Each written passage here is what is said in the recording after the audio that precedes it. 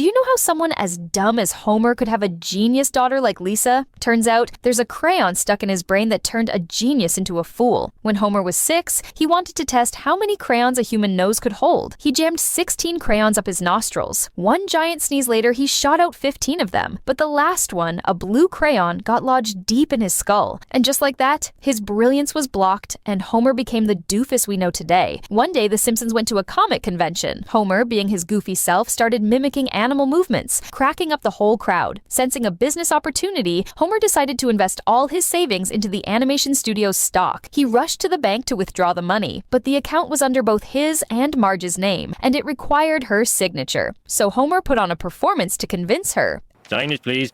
You're the boss! Daddy, ask the man for some candy. No candy for you. Then at least get some candy for yourself. Kids. Here's your candy. So long, sucker! Sir, your life savings?